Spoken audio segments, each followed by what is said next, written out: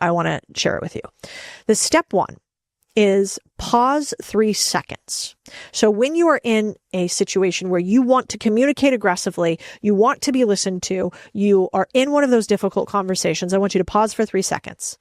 This is actually going to activate part of your brain. Neuroscientists found that when you pause even briefly, your anterior cingulate cortex activates. A fancy way of saying the part of your brain responsible for error detection and attention or lies, it comes to attention. And the pause literally kind of clears your mental windshield, allows you to see what is true or not. So somebody says something you don't like, you're going to pause, 1, 2, 3. Then you're going to do step 2. Give only 2 points. This is called dual track working memory. The brain really can't process too many things at once. So it can usually process a verbal and a visual track. So when you limit to 2 points, both tracks sync. And then, can you please repeat that point back to me? So what am I doing? I'm putting my hand out there, like pointing to a specific point. My movement is mimicking my communication. And I'm giving them one thing to act on. Step 3, end with one question. This is how you interrupt what's called the default mode network. So your brain has a default mode, like the way that it runs every single day. It's why when you drive to the office, for instance, you ever get to the office and you're like, oh, I forgot, I didn't even remember driving here, right? That's daydreaming, wondering, your default mode network. And questions shut that down instantly. It immediately forces the brain to come into the present moment, whether it wants to or not. And this is how you pull anyone back into the conversation, even if they were drifting. So let's say you really want somebody to pay attention to you. You're going to go, okay, here's the 3, 2, 1 method. You're going to pause after they speak. 3, 2, 1. That is going to make them pay attention. They're like, oh, that's uncomfortable. What's happening here? 2-step. I want to talk about this 1 point, visual plus verbal cue. Last point. Do you understand what the goal is for this? Or can we talk about that 1 point together? Pulls them back into the conversation. Super easy trick for difficult, important conversations. There are some tactical tools I think that we all should just have in our toolbox when it comes to communicating. And I wish they had taught this in school instead of whatever we learned in marketing or communication or writing. One of the things that's most important in speaking in this day and age where we have the shorter attention span than ever is speaking in sprints, not streams, or what's called segmented speech processing. So MIT researchers found the brain processes information in chunks. Maybe you've heard this before, not continuous. So after about 12 seconds of uninterrupted speech, listener attention falls to the ground. TikTok actually based its entire algorithm on this single idea, that humans can only pay attention for 5 to 10 seconds. So why do you think the For You page is all built on these 5 to 10 second video hooks immediately? Because they read the MIT research about chunking. So what does that mean for us individually? Speak in 5 to 10 second sprints. This is so uncomfortable. Nobody does it, and yet it works every single time. I want you to pause briefly, then continue after 5 to 10 seconds, and you're going to watch clarity skyrocket. Especially try doing this in a fight. It's a fascinating thing to do if you are fighting with your husband or wife or friend or partner or whoever. Do you ever feel like you can't get a word in? They're going on and on and on, and all you're doing is waiting until they're done talking so that you can get in there and do the same thing? I'm going to come right back, and then you go on for as long as possible. That it's like this Mexican standoff between the two of you, just monologuing each other until you shoot yourselves in the face. Not speaking from experience. And anyway, the way to get around that is to not do what every human wants to do, which is speak for a long time. It's to go, I really just wish you wouldn't raise your voice when we spoke. Less than 10 seconds. Shut up. Let them go on for 16 years. I really wish that during our next conversation, we could sit down and maybe have a glass of wine while we're talking about this. Shut up. Let them go on. At a certain point, the shortness of your responses allows the other person to actually hear you, and it's going to shorten theirs too. Try it. Comment below. Let me know if it works for you. As you can see, I use a lot of hand gestures. They actually say you should gesture before you speak. This is called gesture priming. So lots of studies on this, but the one I like the best is from UC Berkeley that found that gestures actually precede speech in the brain. What does that mean? Your hands help your brain form the thoughts. So if you want to think clearly while you talk, move your hands first, no dead hands. One of the most uncomfortable things that you can do actually in having a difficult conversation is to go from this. So hands in front of me talking to people, to this, hands behind of me not being able to see. Why? What does this immediately make you feel when my hands are behind me? Like, what is she holding?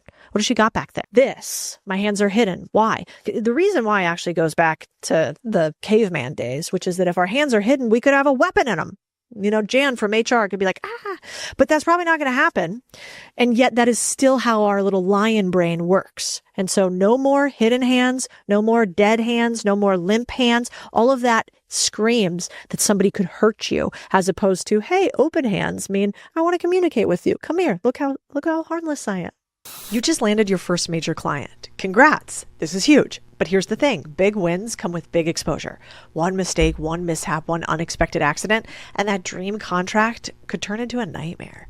Next Insurance helps owners like you protect what you're building. So you get instant online quotes, coverage tailored to your specific business, and an instant certificate of insurance so you can start work immediately. No complicated forms, no waiting around for someone in a cubicle to approve your livelihood. So whether you're a contractor, creator, consultant, cleaning crew, Next makes it painless to get protected so you can focus on growth, not what could go wrong. Winning is great, but getting covered is what keeps those wins. Check out nextinsurance.com/Codie and protect your first major contract today. The other thing that I want you to ponder is, like, maybe you've noticed this in this little podcast rant that I'm doing today for you too, is that stories stick 22 times more than facts, which is fascinating. The Stanford researcher found that people remember stories 22% more than statistics alone. Why? Because stories activate our sensory cortex, our motor cortex, and our limbic system. This is kind of like if all neurons were firing at the same time. It's this neural coupling that lets the listener live your point rather than hear it. Do you know what I'm talking about? Like if I'm just like, people remember stories 22 times more. You're like, okay, I could remember that number 22%. Like that's my rational brain. I can process that. But if I said, your toddler will never touch the stove again, when you tell him the story about the first time you touched the stove, how much it hurt, the pain that you had in your hand, and the toddler then goes to touch it and you mimic the feeling of how much it hurt and you lick it and you're like, this feels awful. Like you're going to remember that story. So remember, if you want to persuade somebody, even a toddler, tell them a story. Don't use a spreadsheet. Don't use numbers alone. And that goes to this idea of perceptual language, which is based on Cornell research. So what does perceptual language mean? Cornell studies show that people trust speakers more when they use language based on perception. Let me give you a bad example first. We must improve operational efficiency. What? What does that even mean? I don't fully understand. We need to see fewer steps. We need smoother handoffs. We need cleaner workflows. Your brain likes it when they can visualize it. They're like, okay, 10 steps, 2 steps. I can see. This is why often I like to be on a whiteboard when I'm explaining complex topics. Why, if you were to explain a topic to me, I will say I am a visual learner. And really that saying, I am a visual learner, you're not. Everybody's a visual learner. Everybody learns more and retains more when they both see it and when they are actually able to visualize it as opposed to conceptualize it. So, I remember one of the times that in our business more than any other, we were stuck on a problem. And the problem in this particular instance was we couldn't figure out how we were going to buy the second company and integrate it, which is called mergers and acquisition, post M&A integration.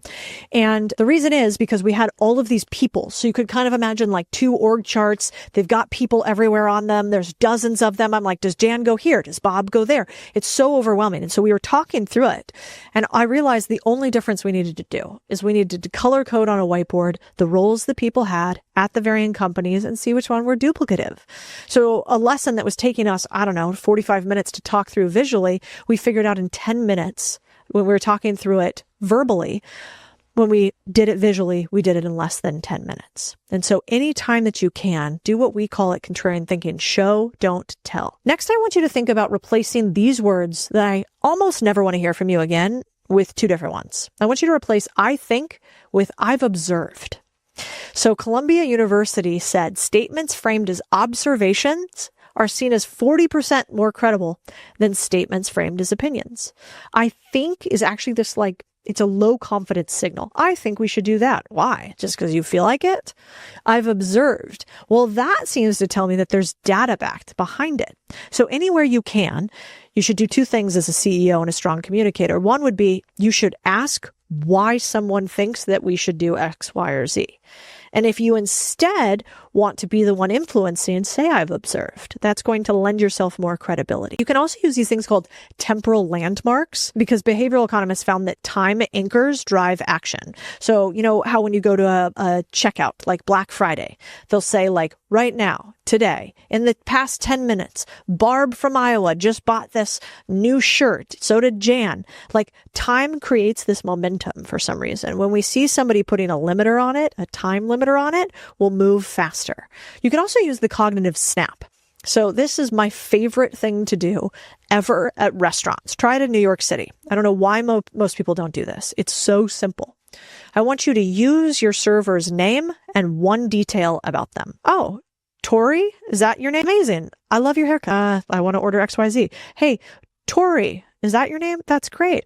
Where are you from? It sounds like, are you from Australia? One specific detail. You can also do this in meetings. Hey, John, earlier you mentioned your team was stuck. Let me show you something. I'd love to get your opinion on this. This is called self-referencing. So it's like you're being referential to them first, which makes their brain think, I'm getting a compliment. I'm back in. Let's say you're talking to your husband. He's not paying attention to you at all. And he's watching the game and he's really wishing you weren't talking to him about whatever you're talking to him at that moment. I want you to try this. I want you to just say his name. Hey, John. Hey, yesterday you mentioned you wanted me to do this, and see if he then draws back in. This is incredible in meetings as a pullback for attention. You can also do something really simple, which in this day and age is not that normal, which is open your rib cage. This is called postural neuroendocrinology. There's a mouthful for you. But most of us this day and age have what's called a closed and a flared rib cage. It's from typing like this too much and short breathing. So we kind of only breathe in our stomach. So when your rib cage is closed like this, it's going to actually increase your cortisol. So that's your stress. And it's going to decrease your testosterone, which is the aggressive energy that flows through us. So when you open your rib cage, and you raise your arms, that basically allows you to have what's called a calm dominance posture. And this is real physiology. This isn't a Superman woman posing or anything like that. When you roll your shoulders back and you open up the ribs, one, you can have a stronger voice because your rib cage is opening, but also it signals to the other person that you're in a dominance position. And so you can try that next time you want to communicate more fully. I certainly believe in this more than the power posing. And these small things are not meant to manipulate somebody. This is meant for you to become a better communicator, because I think that if we communicate better, then our lives get better, we transfer more trust, and we get the things we want. And often we help other people get the things they want too. And so this shouldn't be something sneaky you're doing. We're going to actually talk about taking turns and why that builds trust faster than agreement. And so Harvard research shows you don't actually have to agree with somebody to build trust. You just have to share roughly equal speaking time. Literally. You can disagree with somebody intensely, but just give them the floor and watch what happens. If you allow somebody balance or equality, they feel it is just as good as agreement. And that is why often when you're sitting on a panel, I've had to do a panel before on a news station where we were on different sides of a belief about capitalism and the economy. I tended to think it was good. The person next to me tended to think that socialism was better and that capitalism was not good. I could not have disagreed with this person more. Let me get that straight. From the bottom marrow of my bones, I disagreed with this human. I think they were wrong about almost everything they said on set. But I made a promise to myself in the beginning that I would make this unemotional. And I wanted to give my argument. I wanted them to give theirs. And so all I did was speak and then allow them to speak just as long as I did. Now they piped in a few times to interrupt me. And what did I do? I actually allowed it. I allowed it calmly. And then I just said, you know what? I just gave you the full 2 minutes. I think it's reasonable for you to give it back to me. Would that be unreasonable? I also love using that. Would that be unreasonable? Because it's basically, what are they going to say? Fine. No, that would be unreasonable. It's you can't almost argue with it. It's such a good trick question. And lo and behold, at the very end, the guy comes up to me, he goes, that was incredible. I think we agreed about a lot. I was like, I literally don't think we could have agreed about less. But he felt good because I allowed this equity in conversation. And after you do that, I want you to end with something called a cognitive close, not a question.